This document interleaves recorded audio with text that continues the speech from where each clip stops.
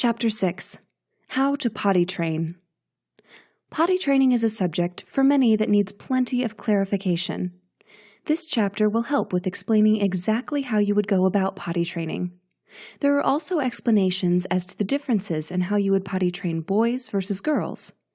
Since there are differences in these, this chapter is going to help you learn exactly what those differences are and how you can go about them easily. Some safety measures for potty training are also available in this chapter as well. Just about every topic you need to know on potty training will be covered within this chapter. As part of life's lessons, potty training is just another important one that comes along with growing up.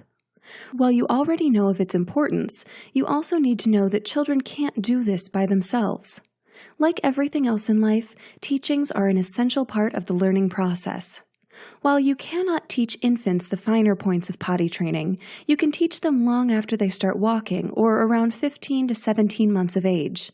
Do not be surprised, however, if you are babysitting a toddler who is 2 and isn't potty training.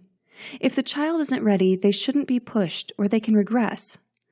It isn't the babysitter's decision when the child should start, so if the parents are potty training, then just follow their schedule and give positive encouragement. Positive encouragement is another major part of the potty training process. Take things on a step-by-step process with them, and at each level they succeed, give them a simple gesture that lets them know they have done a great job. Something as easy as a high five or warm hug is small, but it will add up to a lot of encouraging results for a child. One thing you need to keep in mind is that you should never scold a child for not getting it right the first couple of times. Remember that just because we find it to be a simple task does not mean that it is easy for the child to do it. A child's mind thinks in simple ways and feeds off positive reinforcement. Scolding them for not learning potty training quickly will make them feel like they should not try.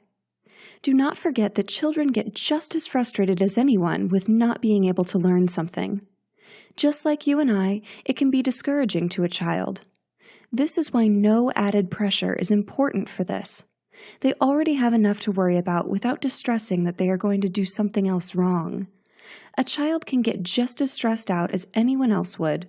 Do not forget that, and you will be able to help a child achieve the goal of being potty trained. Patience is the key to doing any of this, and without it, it is just not possible to be able to train any child on being potty trained properly.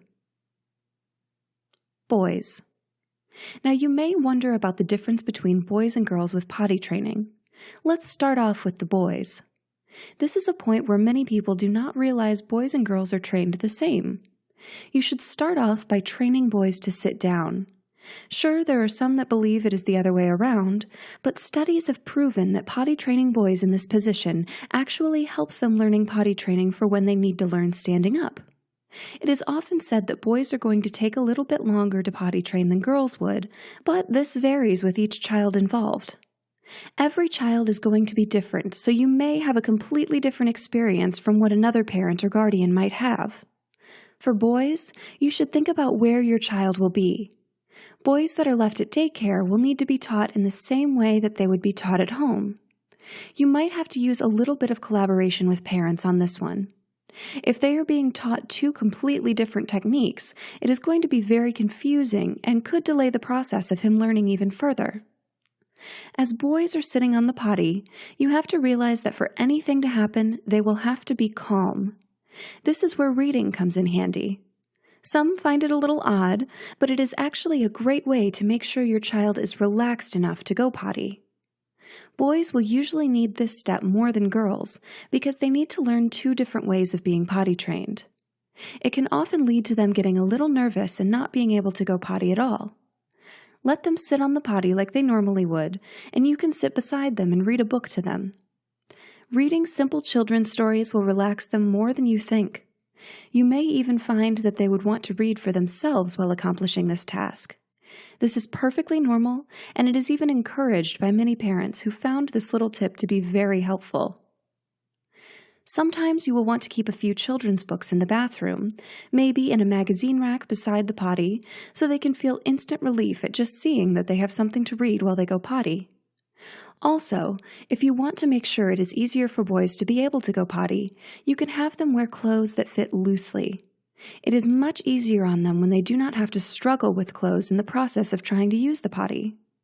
A word of caution to anyone potty training boys: you really need to make sure they know to check the toilet seat.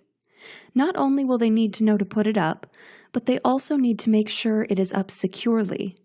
Toilet seats can fall and hurt them greatly. Something that many women in the house will be grateful for is showing your son how to always put the toilet seat down when they have finished. Girls. Now let's move on to potty training for girls. This is going to be a little different from the boys, and some think that it is easier. There is no need to think that it is going to be easier for every girl, though. As stated before, every single child will be different during their potty training time. There are also a few techniques that girls will have to master so they can avoid some very serious problems. Wiping is, essentially, very important when it comes to potty training girls. You will need to teach them that they should always wipe front to back. This is extremely important when you think about the fact that they will need to avoid getting an infection of any kind. Wiping from back to front could cause bacteria to spread to unwanted areas, and infections could form from this. If this technique seems a little hard for her to grasp right away, never fear. You can always teach her the patting technique. Just let her know that patting is okay, and she can do that until she learns to master the proper direction of wiping. The easiest thing you can do to help your little girl with potty training is being aware of the clothes she will be wearing.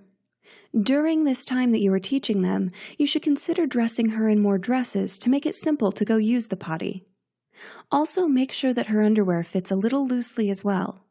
Tighter underwear can cause irritation that could detour a child from wanting to potty train. Giving her loose-fitting clothing will not only make the entire process easier, but healthier as well. You will have to watch out for one thing with girls, though, and that is the chances of having bladder infections. It shows up more for them than it would with boys, and you should always make sure that they do not have any kind of irritation or pain in the time that they use the potty. Anytime you notice this, it is best to contact a physician about the possibility of your child having a bladder infection. The main thing you will need to keep in mind is that kids are going to be different. Whether a boy or girl, they need guidance and patience along the way.